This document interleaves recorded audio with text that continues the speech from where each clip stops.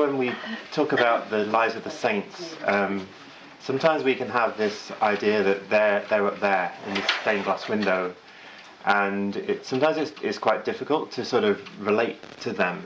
And sometimes we do that on purpose. We try to say, okay, these are the saints, and we are the people who are living today. We're the sinners. But in some ways that's helpful because that sort of aspires us to holiness. But in some ways it's also not helpful because it sort of puts them there and us here. What we want to do, and I think the whole purpose of canonization, the reason why the Church says, look at these people, is because they are examples that we can aspire to. We can actually be like them, and we can be like them because they are like us. They were like us. Now we talk about some saints like Saint Thérèse de Lisieux, Padre Pio, who were generally very holy people right from childhood all through their lives. And then we've got other saints like Saint Augustine, who was a bit of a rebel when he was young, and then he had a massive conversion. And then you think, okay, from his conversion onwards, he was a saint. He was just never did anything wrong. But I kind of question, is that really true? And so what I want to do with Pope St. Pius is just really show his humanity, and also the fact that he did make mistakes. He didn't go through a massive conversion process. He was just the person he was all through his life. So anyway, the purpose of this is to just really get to know him, so that we can aspire to some of the qualities that he had, and that we can also grow in holiness. So he was generally known as Michel Ghislieri, and he lived from 1504 until 1572. And he was Pope for 6 years, the last 6 years of his life, from 1566. 16th century. Okay, so what I want to do is just, first of all, just get an idea of what the 16th century was like. What was the historical background? What were some of the things that were going on at this time? You know, to understand that there was the Protestant Reformation. Obviously, we know that was a big thing in the 16th century. And then in response to that, we had the Counter-Reformation, which really was the Council of Trent. Also, I want to talk about some of the other popes that were around at that time. There were good and bad popes. And then also just paint a picture of the political scene at the time. So the empire, the Roman Empire, was around. You had the French. They had their empire. So look at some of the political intrigue that was going on at the time. So let's start with the politics of Europe. The Black Death was still around. It had been around for a long time, and it was still claiming lives. And the European powers had started to explore the world, including Africa, and they had discovered the Americas by this time. Western capitalism, as we know it today, was beginning to mature, and they were starting to reap the benefits of their new discoveries. Now we had the Holy Roman Empire, as it was called, and these emperors were elected, but they mainly came from certain noble families. That was kind of how it worked. Now these emperors were Catholic, okay? The Holy Roman Empire was mainly based in Germany, so to be king of the Romans meant that you were king of Germany. Though the emperors also held power in other parts of Europe too. This is the whole idea of it being an empire. It wasn't just one country. So the Roman emperors held power in Spain, Italy, Austria, Croatia, and Hungary as well. Now France, we need to focus on. This was a very powerful nation, and it was actually mainly in opposition to the empire. And often there were these military conflicts between the empire and France. The French were starting to colonize the world, and at this time they had claimed several places in North America as French colonies, such as the St. Lawrence River. And they had started trading furs with the First Nations in Canada. And it was actually around this time that the French started using the word Canada to talk about these colonies. So here I've listed some of the Roman emperors. Charles V. So these would have been in the lifetime of Pope Pius V. I'm going to call him Michel, actually, to start with. So Michel. So Ferdinand I and Maximilian II. Now let's talk about the popes. These are an interesting bunch. It's kind of like, you know, when you read the Old Testament, you see in the Book of Kings, you see this king was good, this king was bad, this king was good, this king was bad. It's kind of like reading about that. So let's just paint the picture. So right, in the 1st century, the rich and powerful were interested in sending the popes to the lions. That's what they did with the popes. They fed them to the wild beasts in the stadiums of Rome. But by the 16th century, when the Pope had property, money, and influence, the rich and powerful were interested in actually becoming Pope. And so the popes of the Middle Ages were a mixed bag. Some were good, but many were actually from rich, noble Italian families, whom we could say actually infiltrated the papacy. So these families, they were really interested. They were not actually interested in being the spiritual leader of the world's Catholics. They were interested in the money and the power that being Pope meant having. And there were 16 such families who managed to have 2 or more popes coming from their families. So some of their family members were crowned as Pope. So, for example, we had the Italian princes, the Medici family, and the great baronial families. So for them, being Pope meant power, influence, and parties. For example, Pope Leo X, he came from the Medici family of Florence. And he was the Pope when the Protestant Reformation began. And he was known for enjoying masked balls and performances of ancient mythology, poets and clowns. Now, the reason behind this was basically, you think about the monarchs of Europe, you know, the monarchs of England and France and Spain. They were generally from the same family. So if you were king, then you want your son or your daughter to be king or queen after you. So it was kind of a dynasty. So that was the way it was working with the monarchs. And basically the same principle was being applied to the papacy. So these families were just trying to get their next one in to become Pope after them. And so you had this concept of nepotism. Now this comes from the word nephew, the Latin word for nephew. So this was common in the papacy. So basically how this works was that, okay, you became Pope, and so then you made your nephew a cardinal. Okay? And so this was the best chance to give that nephew becoming Pope after you.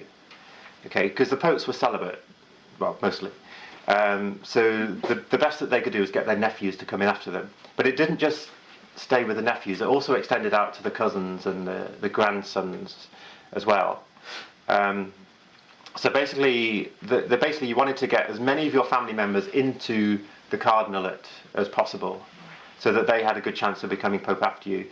But it also helped with the voting system, because the cardinals were the ones who actually chose the Pope. So if you could have as many family members as possible as cardinals, then you had more chance of getting your family members as popes after you. So that was kind of like the way this was all working.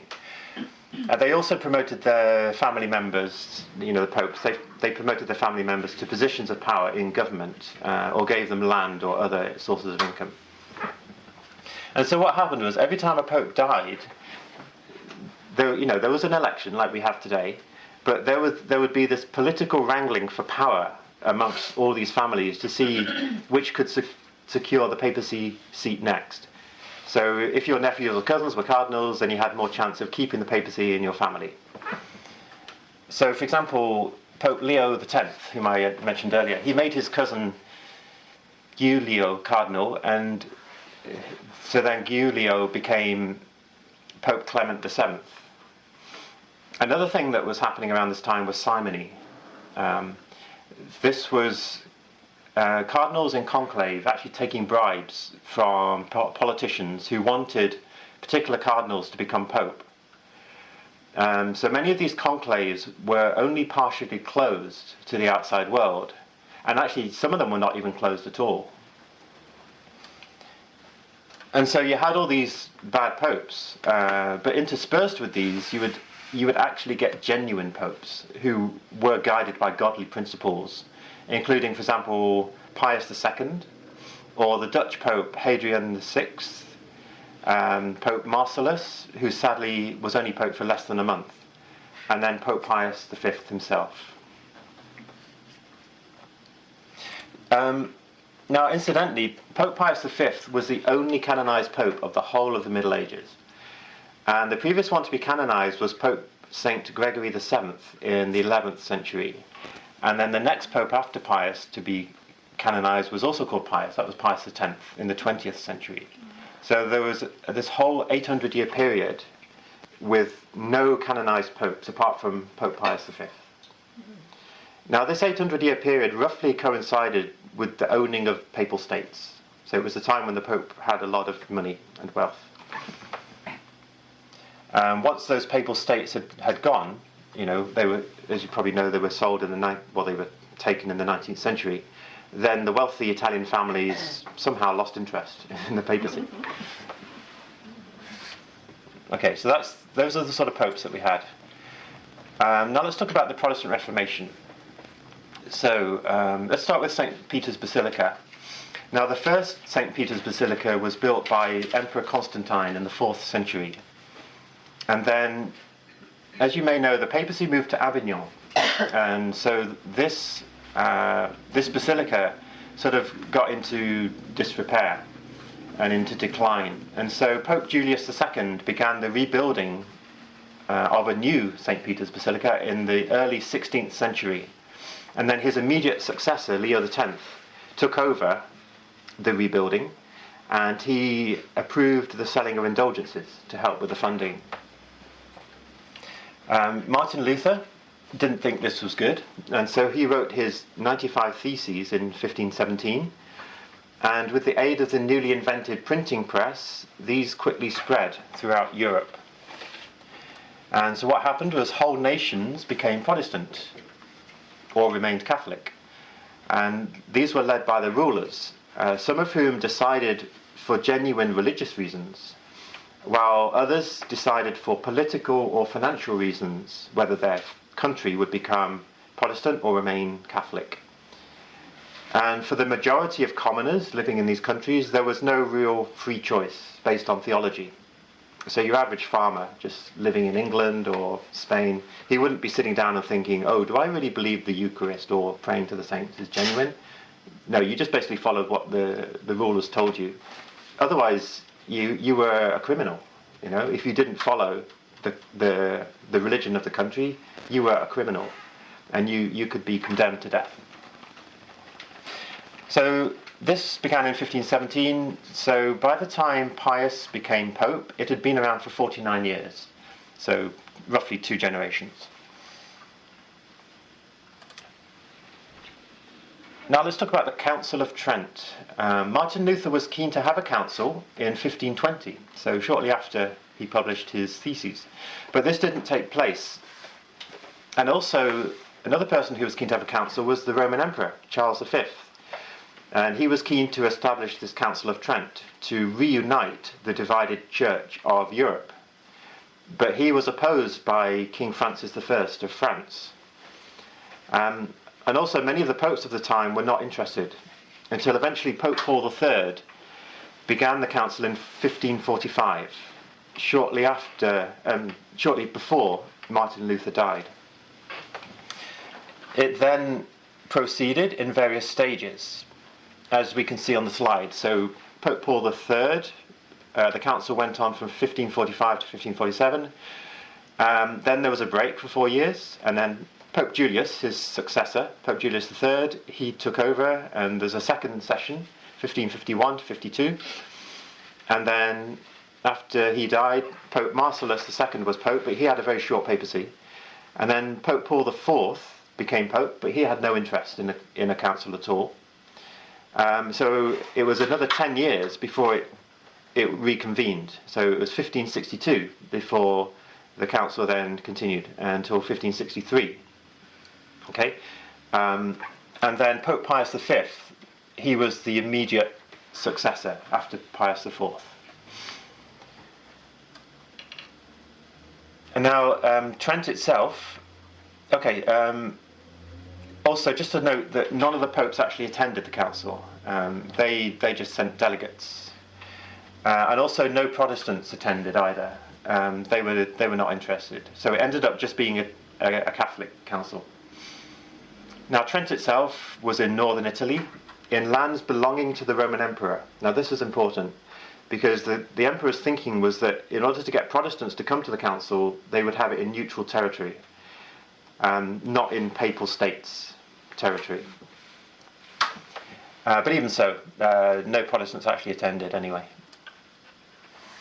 So what went on at the council? So basically the council issued condemnations of what it defined to be heresies committed by proponents of Protestantism, and also issued key statements and clarifications of the Church's doctrine and teachings, including understanding of Scripture, biblical canon, sacred tradition, original sin, justification, salvation, the sacraments, the Mass, the veneration of the saints, matrimony, purgatory, indulgences, the order of the priesthood, and the supremacy of the Pope over the council assembly. During the council, on the altar, we had the Bible, we had St. Thomas Aquinas' Summa Theologia, and we had the decretals, which were the decisions of the council.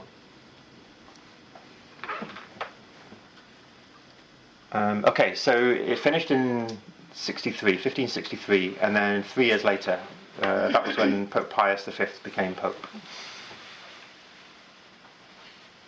Okay, so let's start looking at his life now. So, any questions so far?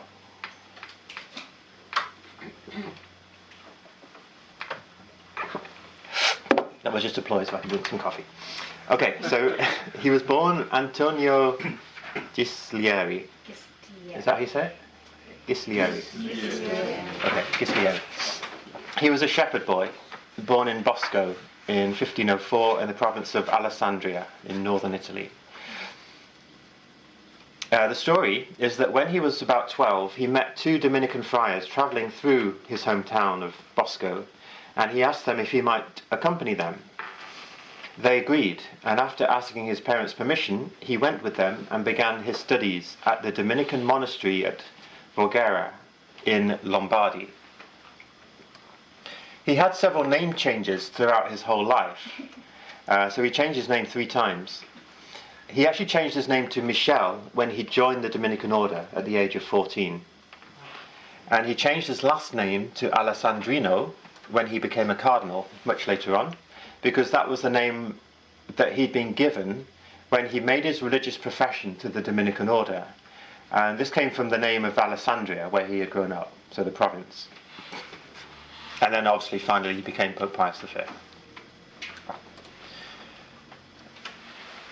So in 1520 he received the habit, and a year later made his profession.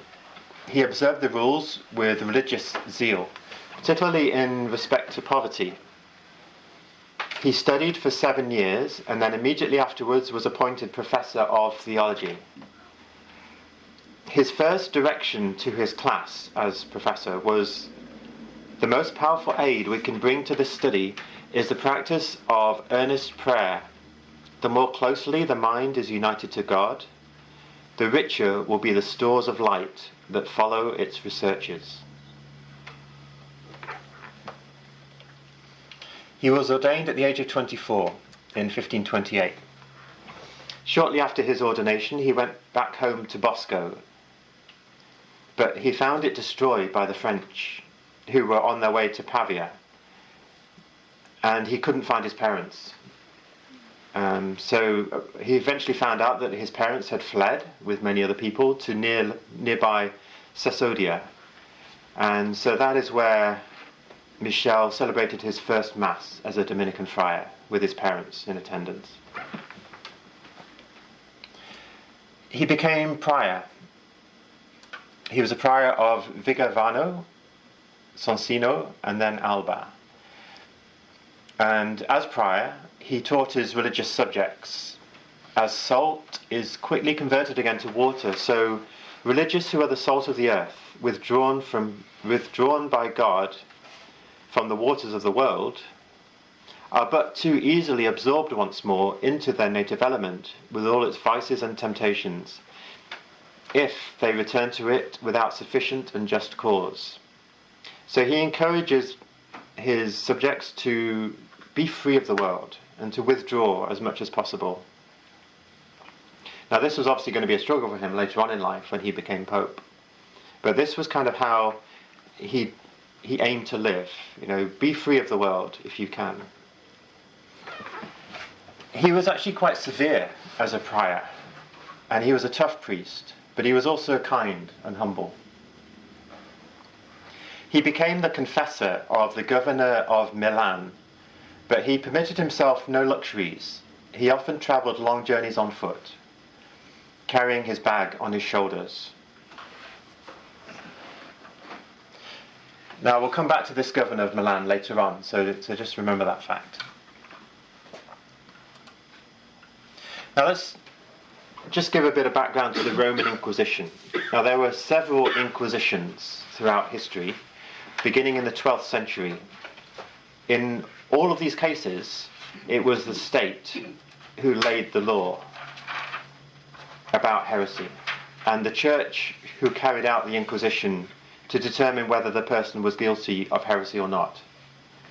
Back in the early days, back in the 12th century, the state was just condemning people as heretics without any involvement from the church. So that's why the Inquisition was formed, so that people who actually knew the heresy, whether something was a heresy or not, in other words, church members, they could actually get involved rather than just condemning somebody without really questioning them properly. So that's why there was an Inquisition, and there were several Inquisitions. So the Inquisition that was around in the 13th century at the time of St. Dominic was a different one from the one that was around in the 16th century, which was called the Roman Inquisition. And also what happened after the Inquisition had done their work to determine whether a person was guilty of heresy or not, they then handed them back to the state for trial. Now the Roman Inquisition was established in response to Protestantism. Okay, that was its main aim, but it still dealt with other forms of heresy, such as Judaism, or witchcraft. Now the Roman Inquisition was established in 1542 by Pope Paul III.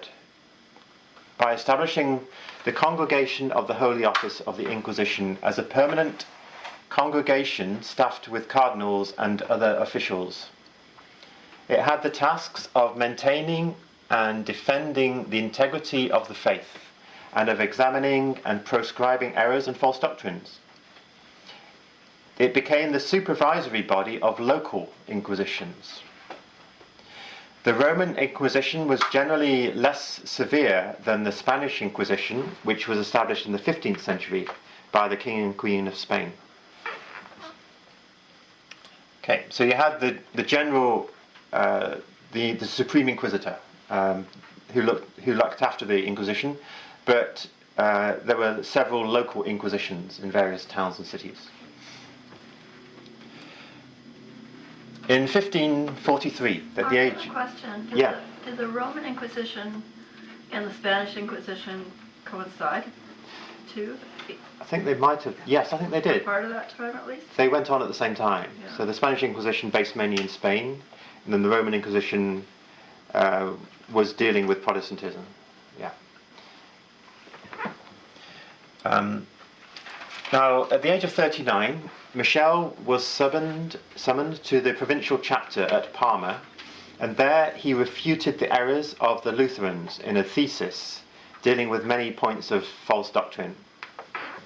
Due to the success of this, he was appointed as first Inquisitor for the local Inquisition of Pavia, and then of Como.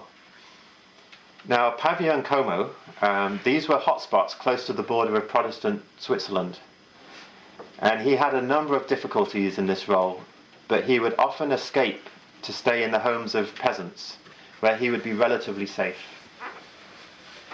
Now, in one incident, Michel seized some books that had been sent to a merchant in Como.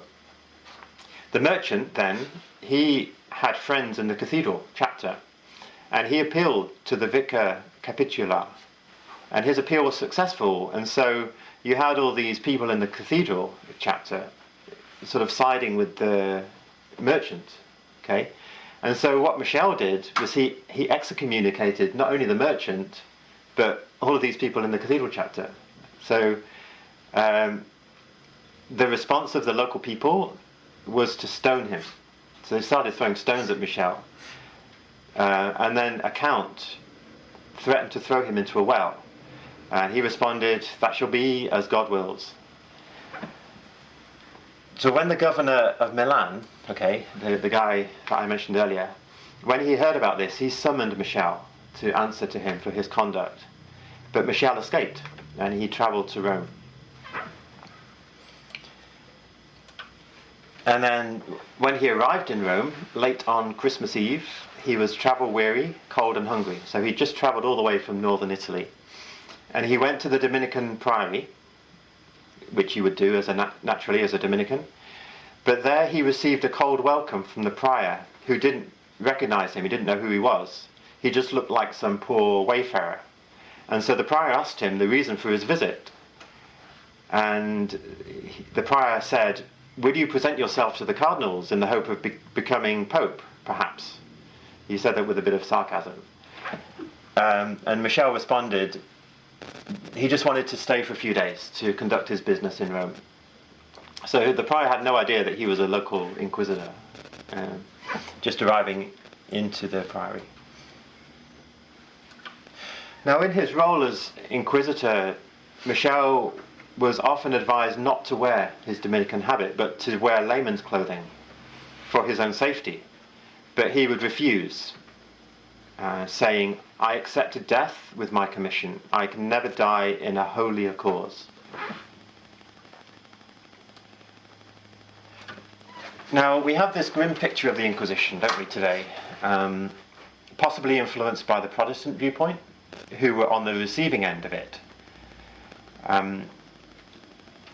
Michel, in his Inquisition work, would regularly pray and fast for those who were brought to him.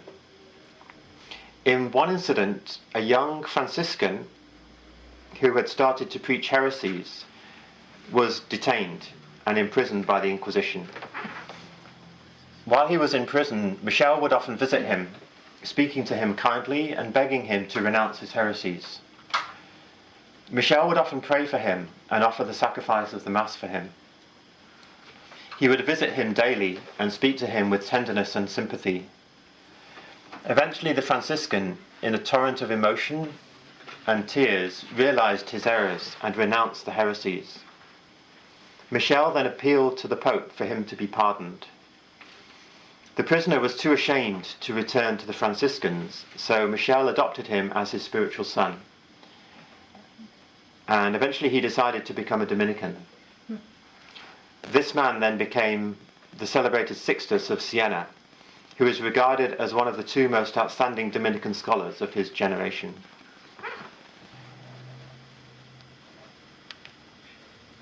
Michel was appointed bishop of Nepi and Sutri.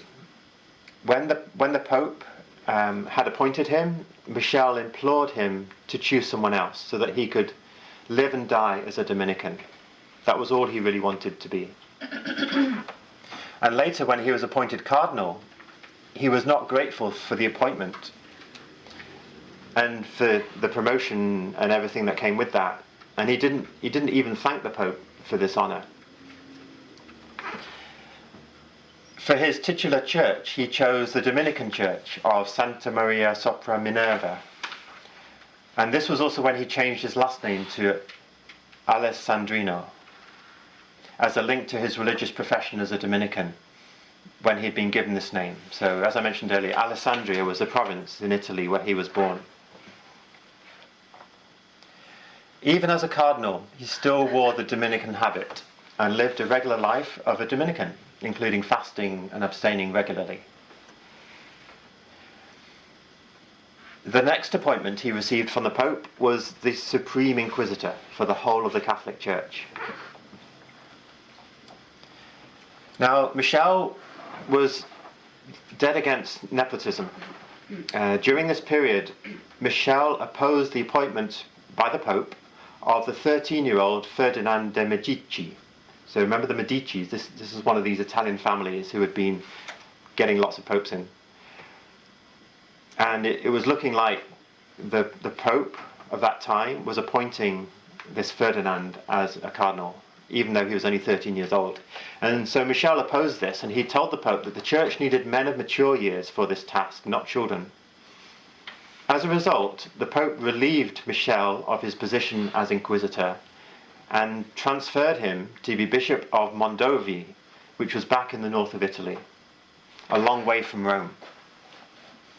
So Michel started travelling back to the north, but he never made it because he was robbed by brigands on the way, and so he returned to Rome, where he became ill with gallstones. During this time, the Pope died. This was Pope Pius IV. And so the Pope was the cardinals were in conclave. St. Charles Borromeo, who was Bishop of Milan, was influential in electing Michel as Pope. So he encouraged the other cardinals of the time to vote for him. Anticipating that Michel would object, St. Charles, and a few other cardinals went to his cell to give him the news. Michel burst into tears and objected, saying, I am not worthy. So they actually had to physically carry him from his cell to the chapel to face the whole assembly of cardinals. So he was elected Pope, and he took the name Pius V, 8th of January 1566. Now, it was common at the time for a newly elected Pope to throw a large expensive banquet, inviting many dignitaries.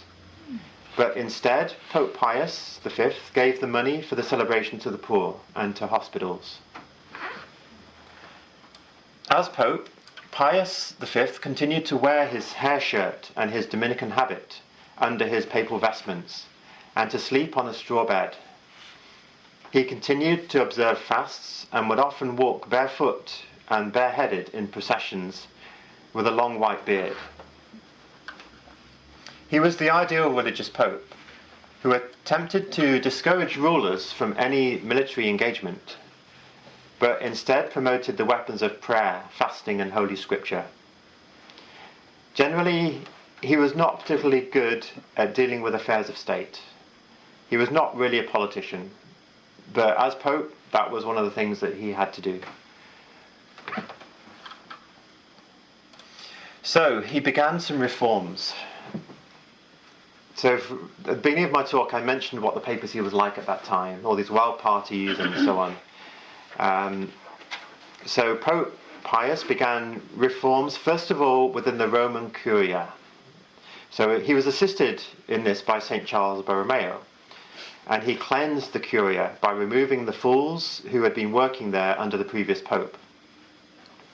He implemented legislation against immoral behaviour amongst the clergy, and he was dead against nepotism, as I mentioned before. And he was very strict, so when he issued an order, he insisted it be carried out immediately.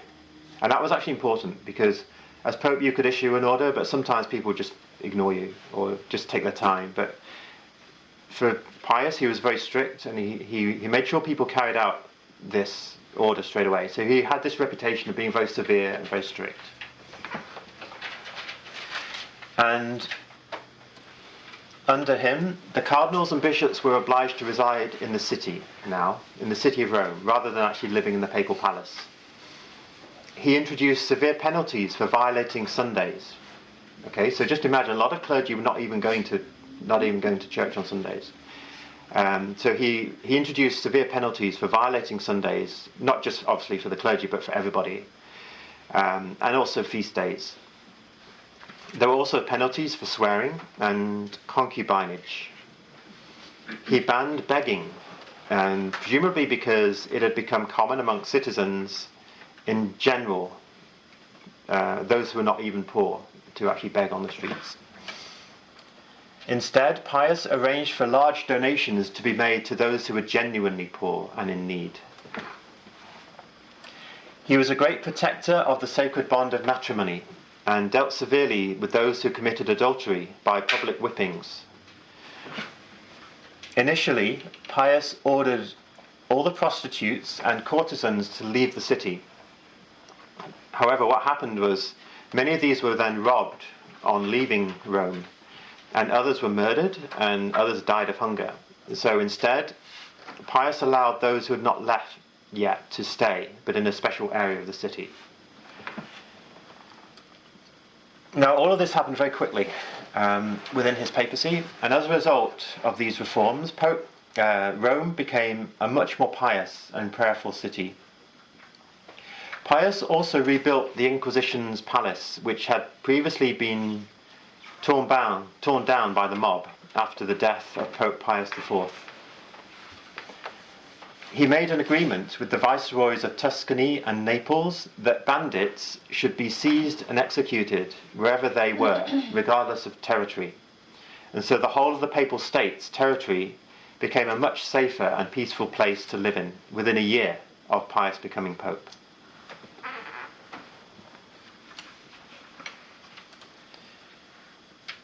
Now, I mentioned that the Council of Trent had concluded 3 years prior to him becoming Pope. And Pius was keen to implement the decrees of the Council that had finished just 3 years ago. He encouraged the Catholic rulers to implement them as well in their countries. Portugal, the Republic of Venice, and the Catholic cantons of Switzerland were quick to comply. But others, such as France and even Spain, were slow to implement these changes. However, he got his apostolic nuncios working hard and his ambassadors as well, and so Pius was eventually able to persuade them to implement the decrees of the council.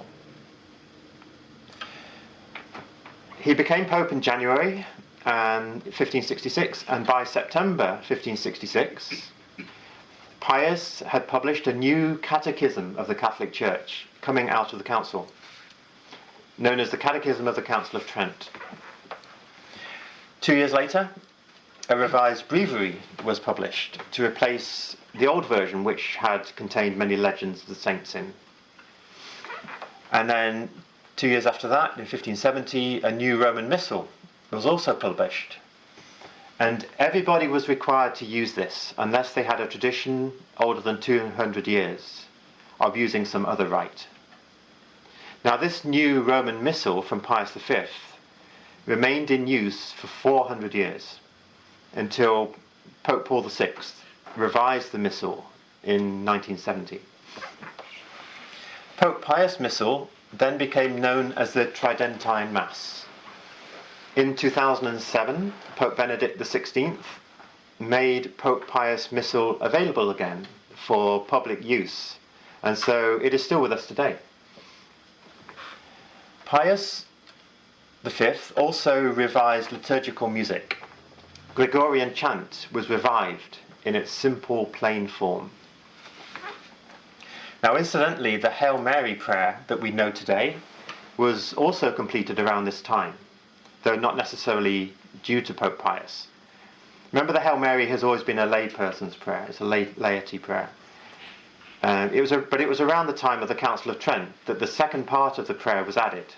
Holy Mary, Mother of God, pray for us sinners now and at the hour of our death. So prior to that, it was just the scriptural part of the Hail Mary. So basically, around this time, we ended up with the rosary that we have today.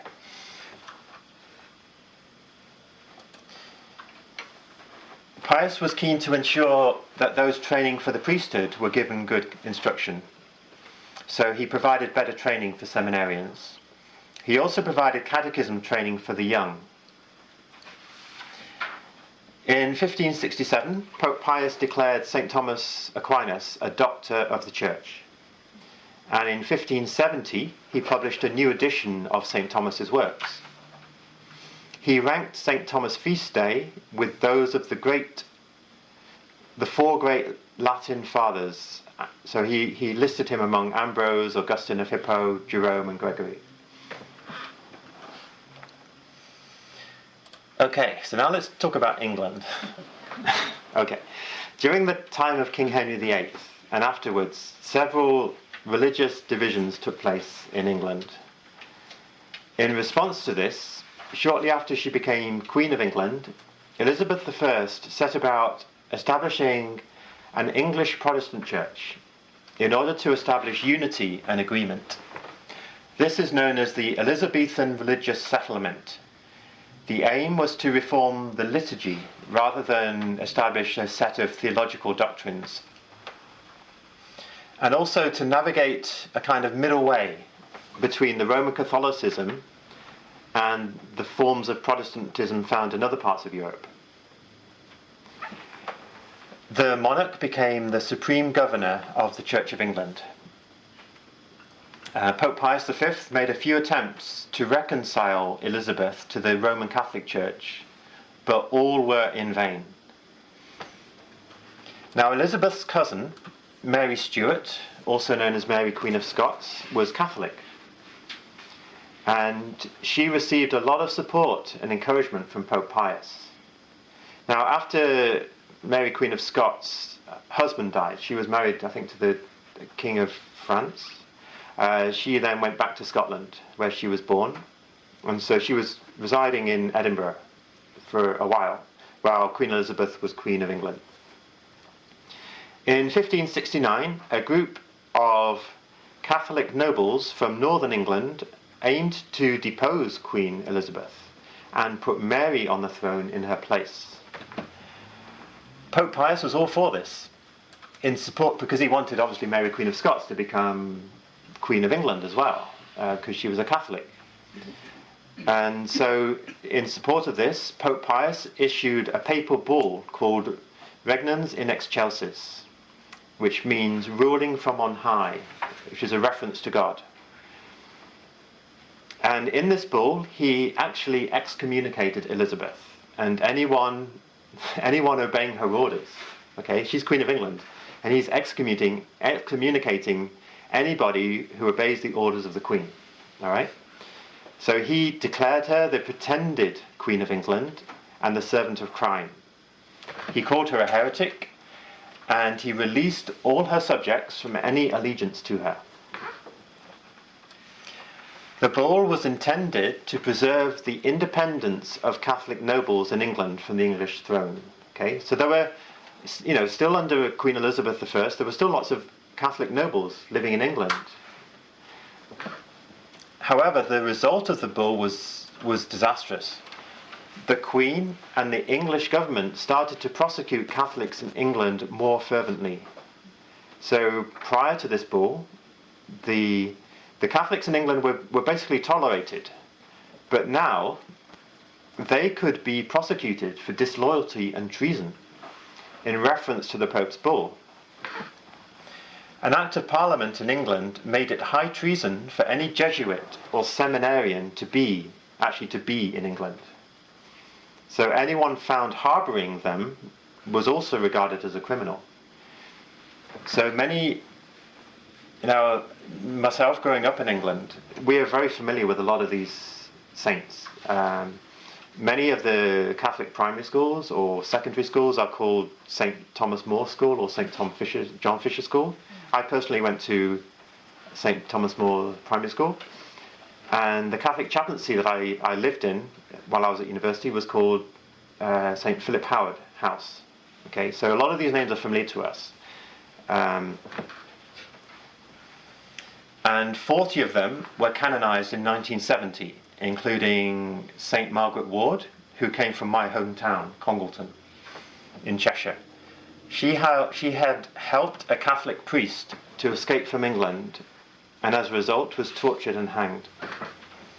So this is a very sad time for England. And the Catholic Church was persecuted or oppressed in England until 1829. So Pius had misread the situation in England.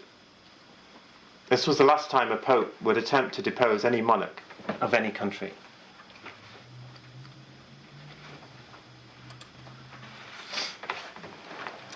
During the 16th century, Muslim Turks of the Ottoman Empire had been attacking Christian Europe and were a genuine threat to the preservation of Christendom. In 1571, a Venetian colony was being besieged by these Turks on the island of Cyprus.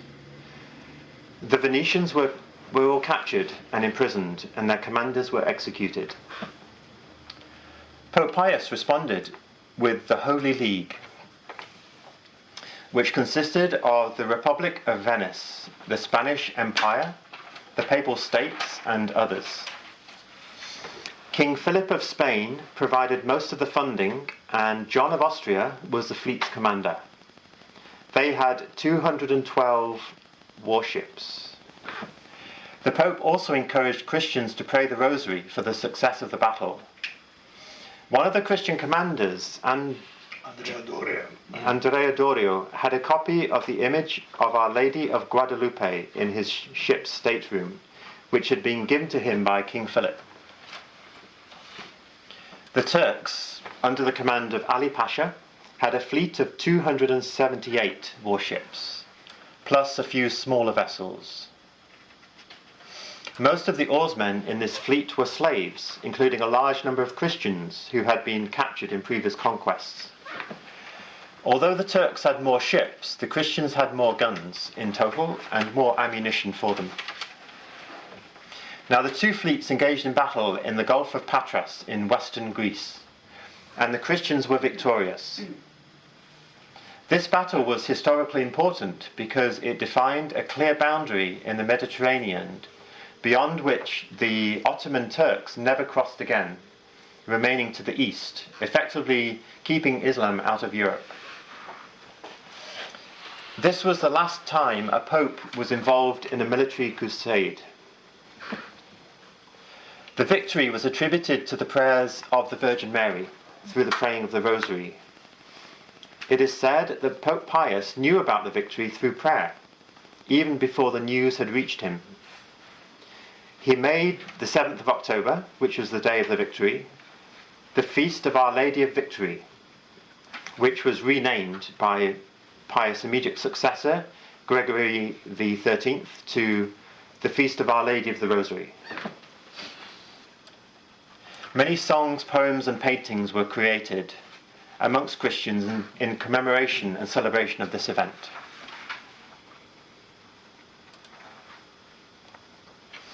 Throughout his whole life, Pius was noted for his austerity, uniting his physical sufferings with those of Christ. True to his name, he was a very humble and pious pope, and patiently endured insults and the hatred of others. He suffered regularly from kidney stones, which got worse late in his life. During Lent 1572, this became serious, but he continued to fast as he always did. He died on the 1st of May 1572. He was canonized 140 years later by Pope Clement XI in 1712. His feast day is the 30th of April, the day after St. Catherine of Siena's. His papacy only lasted 6 years, but in that time he achieved a lot, both for the Church and for the world at large. Now, one of the purposes of these talks is just to see what we can learn from the saints that we are studying. Now, as Shakespeare wrote in Twelfth Night, some are born great, some achieve greatness, and some have greatness thrust upon them. Maybe the latter is what we can ascribe to Pope Pius V.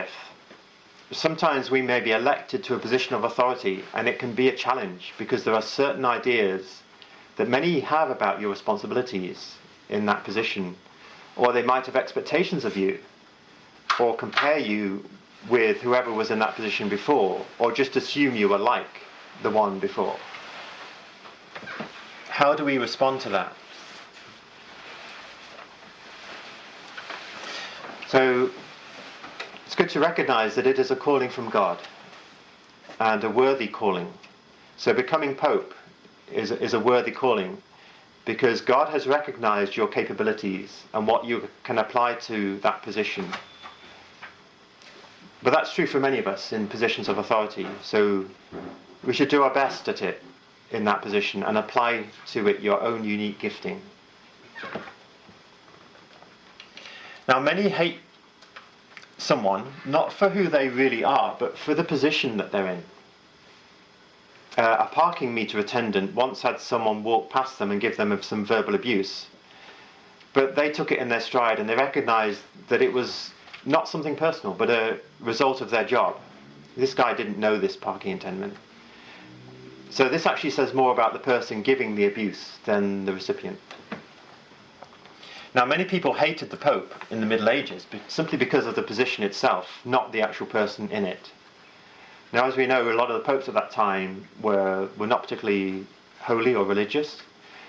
And for the Protestants, he was just a pope. So that, for obvious reasons, they hated the Pope. Politicians, noble families also hated the Pope because they wanted his position. And also many common people were simply misinformed about what kind of person he really was, or who believed the propaganda that they heard about him. Now, as I've mentioned many times, Pius really just wanted to be a Dominican. And he remained a Dominican even in all the political situations, in all the positions he was appointed to, and in all the difficulties he had to deal with in those positions. And following the footsteps of St. Dominic, he recognized his vocation and his calling from God. So I've listed there 3 things. Humbly accept a position of authority. A lot of enmity from others is not personal, but about your position or job. And in all situations and circumstances, remain true to your vocation and calling from God.